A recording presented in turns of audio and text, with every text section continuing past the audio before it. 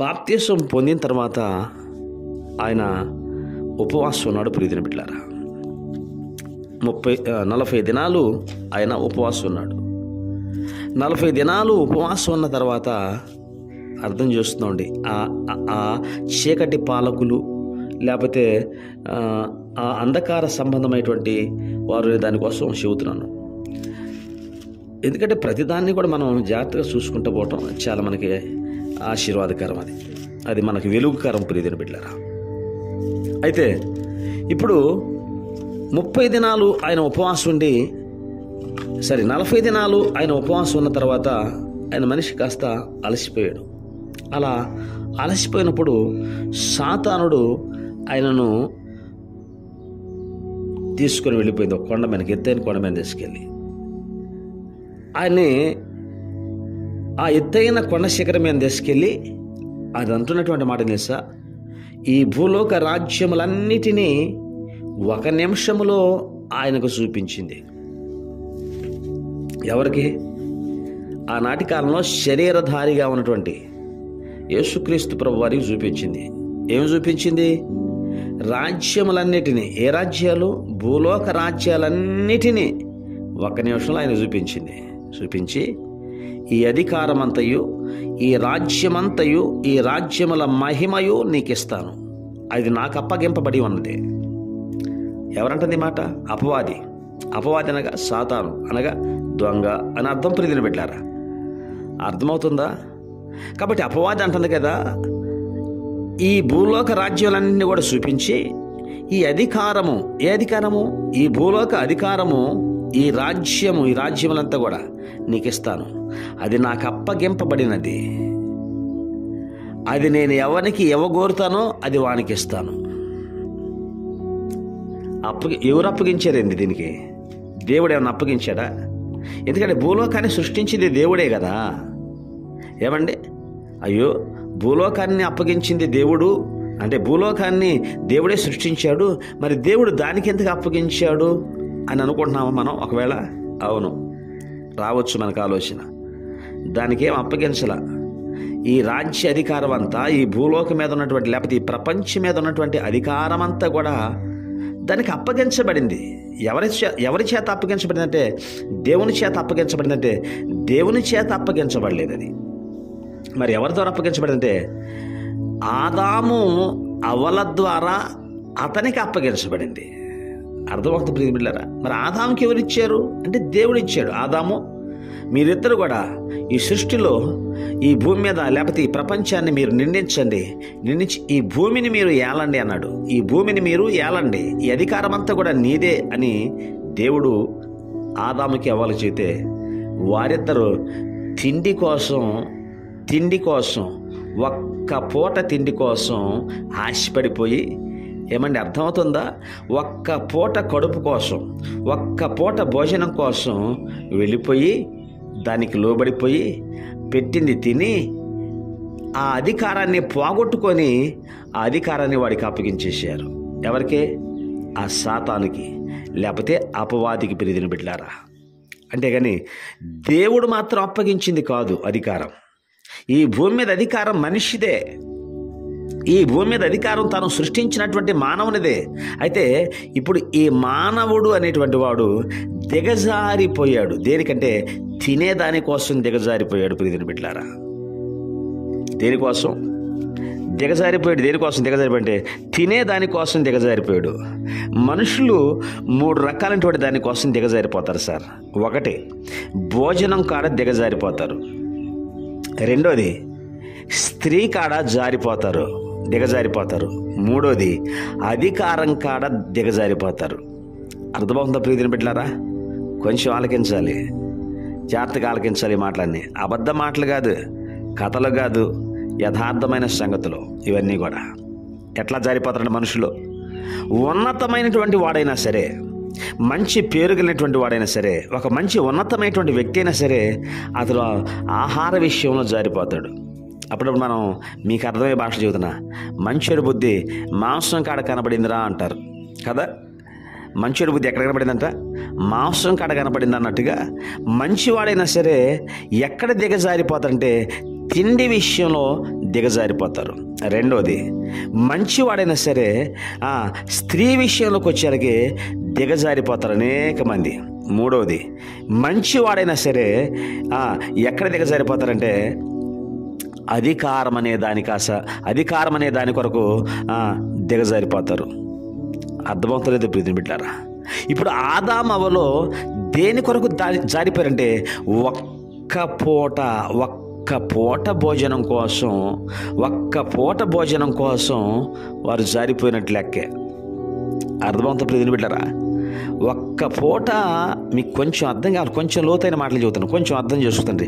ఒక్క పూట భోజనం కోసం ఒకనాడు ఏశావు అనేటువంటి వాడు ఏం చేశాడంటే, పెద్దోడు ఆ పూట ఎక్కడ అన్నానికి దొరకలేదు, చిన్నోడు మంచిగా కూర వండుకుంటున్నాడు. ఏమండి, దైవ గ్రంథంలో చరిత్రలు సార్ ఇవి.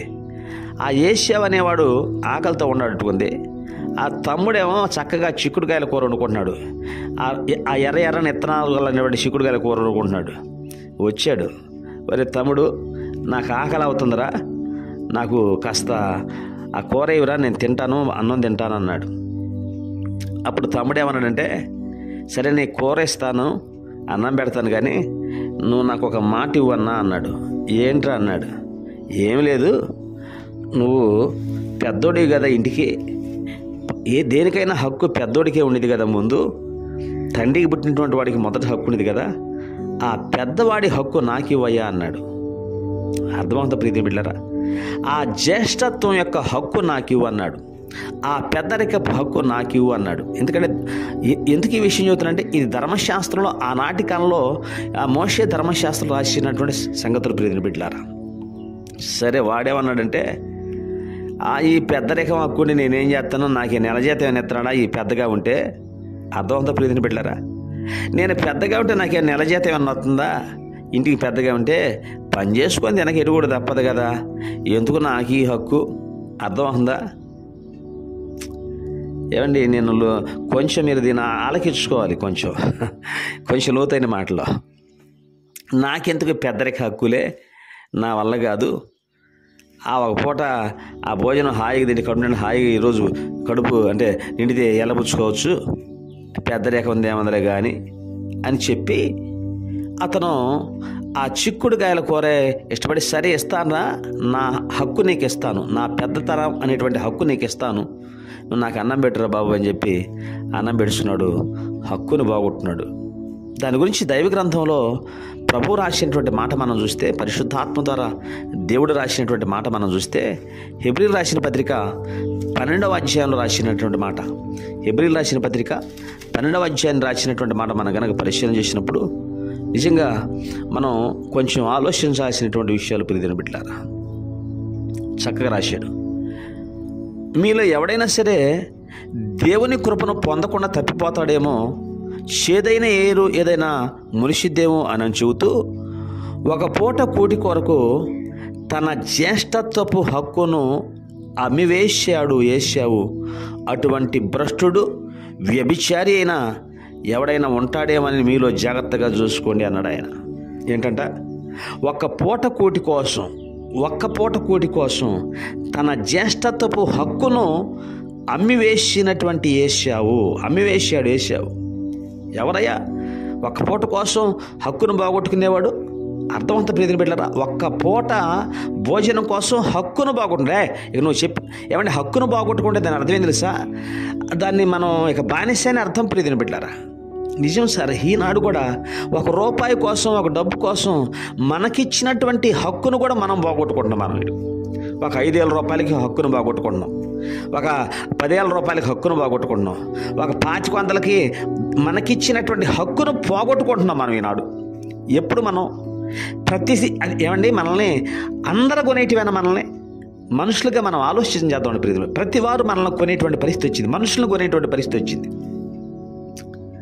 అర్థమవుతుందా మీకు? చెప్పలేక దంజోలు పోన్లే. ఒక్క పూట కూటి కోసం ఎన్నాళ్ళు ఉండేది సార్? ఒక్క పూట కూడి అంటే ఒక 5 ఏళ్ళు ఇస్తాడేమో. ఎన్నాళ్ళు ఉంటాయి సార్? అవునా కదా సార్? ఆలోచించుద్దామండి ప్రియమైన. మనకు స్వతంత్రత లేదా? మనం స్వతంత్రంగా చేయలేమా పని? ఏమండి, దేశంలో ప్రతి వారు కూడా చదువుకున్న వాళ్ళు, చదువు లేనోళ్ళు, ఏమండి మరి ముఖ్యంగా యువత అంతా కూడా, యూత్ ఒకటి చూసావా, యవనస్తులందరూ కూడా ఇదే పరిస్థితి సార్. ఈ ఆదాయం ఎన్నాళ్ళు ఉంది సార్? ఒక్క పూట ఆదాయం ఎన్ని సంవత్సరాలు వచ్చింది? ఒక్క పూట ఆదాయం ఎన్ని వేల రూపాయలు వస్తాయి, ఎన్ని కోట్లు వస్తాయి, ఎంత సుఖంగా బతుకుతామన్నటువంటి దాన్ని, అంటే ఎంత సుఖంగా బతుకుతాం దీని ద్వారా అనేటువంటి విషయాన్ని యవనస్తున్నటువంటి వాళ్ళు, చదువుకున్నటువంటి వాళ్ళు, ఈవెన్ చదువు లేనటువంటి వాళ్ళు కూడా ఆలోచన చేసుకోవాలి. ప్రియమైన బిడ్డలారా, అర్థమవుతుందో లేదో? ఒక్క పూట భోజనం కోసం ఇతని గురించి అంటూ, ఒక్క పూట భోజనం కోసం తనకున్నటువంటి హక్కును పోగొట్టుకుంటే దాని గురించి ఏమన్నాడు తెలుసా?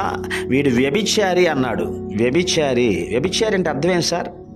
ఏమండి, డబ్బు కోసం అమ్ముడు పోయేవాడు వ్యభిచారే కదా. వ్యభిచారే కానీ దేవుడినే సరే.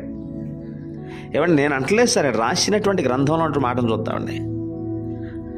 ఒక్క పూట ఆహారం కోసం తను ఆ యొక్క హక్కును పోగొట్టుకున్నాడు. కాబట్టి ఆ ఏశావును గురించి దేవుడు చెబుతున్న మాట ఏంటంటే, వ్యభిచారి. అటువంటి వ్యభిచారి ఎవడైనా ఉంటాడేమో మీలో, జాగ్రత్తగా చూసుకోండి అన్నాడు. అర్థమవుతా ప్రియని పెట్టారా? ఇంకొక మీకు కొంచెం లోతైన మాట, కొంచెం మీకు అర్థమయ్యే మాట కొంచెం మళ్ళీ ఆలోచించాలి ఇందులో కూడా. దీన్ని మీరు ఏమండి, వ్యభిచారి ఏం చేస్తాడయ్యా అంటే, ఎవరైనా సరే కొంచెం ఆలోచన, తన మానమును కనపరుచుకుంటాడు, తన దిగంబరత్వాన్ని ఇతరులకు కనబడేటట్టుగా చేస్తాడు. ఏది? ఒక్క పూట కోసం. అంతేనా? ఏమండి, కొంచెం ఆలోచన చేద్దామండి ప్రియమైన బిడ్డలారా. ఇది దిగజారిపోవటం అనమాట. దీన్ని ఏమంటారంటే దిగజారిపోవటం అంటారు. దీన్ని దిగజారిపోవటం. యెరూషలేములో ఉన్నటువంటి మానవుడు, లేకపోతే యెరూషలేములో ఉన్నటువంటి ఆ మనుష్యుడు, ఉన్నతమైనటువంటి స్థితిలో ఉన్నటువంటి ఆ మనుష్యుడు, ఉన్నతం అంటే డబ్బులు బోవాకోర కాదు, మనిషి అంటేనే ఉన్నతమైనటువంటి వాడు అని అర్థం. అంటే దేవుని తర్వాత దేవుడు అంతటి వాడని అర్థం సార్. ఒక్కడ గుర్తుపెట్టుకోండి, మనం దేవుడు అనేకి ఎప్పుడైనా సరే వెంటనే డబ్బులు, ఆరోగ్యం, సుఖం, సంతోషాలు అవి గుర్తుకు రాకూడదు మనకు. అసలు వాస్తవంగా అయితే అది తీసి పక్కన పెట్టాలి మనకి వాక్యానికి వచ్చినప్పుడు. అవన్నీ మనకి గుర్తు రాకూడదు. అది వాక్యం, అది ఏంటో ఉంది, దాని అర్థం అనేటువంటిది ఆ రూట్లో ఆలోచన.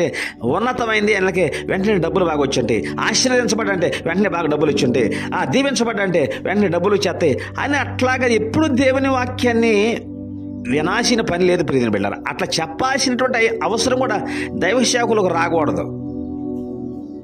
కాబట్టి ఉన్నతమైనటువంటి వ్యక్తి అంటే దేవుని తర్వాత దేవుడు అంతటి వాడు ఆయన మనిషి. ఇటువంటి మనిషి దిగజారిపోతే, ఏమండి, ఇటువంటి మనిషి దిగజారిపోతే ఆ దొంగలు కొట్టేశారు. ఎవడయ్యా దొంగలంటే ఆకాశ మండలం అందున్నటువంటి దురాత్మ సమూహాలు, చీకటిని పరిపాలన చేసేటువంటి వారు. అర్థమవుతా ప్రియమైన బిడ్డలారా? కొంచెం ఆలకించండి. ఈ ఏశావు కూడా తనకున్నటువంటి హక్కును పోగొట్టుకున్నాడు. ఈ దిగజారిపోయినటువంటి వాడు కూడా తనకున్నటువంటి వస్త్రాన్ని పోగొట్టుకున్నాడు దొంగల చేతిలో. అర్థమైందా? ఏం పోగొట్టుకున్నాడు? వస్త్రాన్ని పోగొట్టుకున్నాడు. వస్త్రం అంటే దైవ గ్రంథాలు ఇంకొక చక్కని మాట కూడా రాసింది సార్. వస్త్రాలు అనేటువంటి దాదాపు ఒక 50-60 వస్త్రాల గురించి దైవ గ్రంథంలో రాసి ఉండే. 50-60 వస్త్రాలు చెప్పాలంటే ఇక సంవత్సరం బట్టి ఇది మనకి ఒక్కొక్క వస్త్రం ఒక వారం వేసుకున్నా కానీ, ఏమండి, చాలా కష్టతరమైనటువంటి విషయాలు ఇవన్నీ. అయితే ఏమిటి ఆ వస్త్రం అనేటువంటి మాట కూడా మనం కొంచెం పరిశీలన చేస్తే దైవ గ్రంథంలో రాసిన మాట, గౌరవ ప్రభావములను ఆయన వస్త్రముగా ధరించాడు అనేటువంటి మాట రాసింది. ఏంటంట?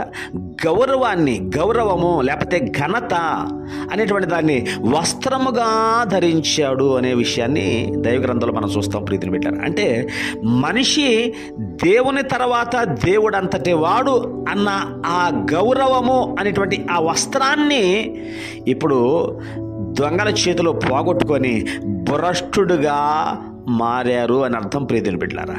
అంటే దిగజారిపోయినటువంటి అనుభవం ద్వారా ఏం పోగొట్టుకుంటాం అంటే గౌరవము అనేటువంటి వస్త్రాన్ని మనం పోగొట్టుకుంటాం. ఇక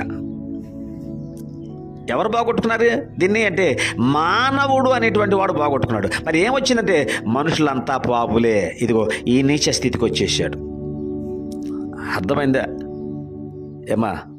కొంచెం అర్థమవుతుందా? లేఖనాలు కొంచెం కష్టపడి వినండి, వినగలిగినటువంటి శక్తితోటి వినండి. ఏమంటే పని చేసేటప్పుడు చేయగలిగిన శక్తి మేరకు చేస్తాం కదా, వాక్యాన్ని కూడా వినగలిగిన శక్తి మేరకు మనం వినాలి వాక్యాన్ని.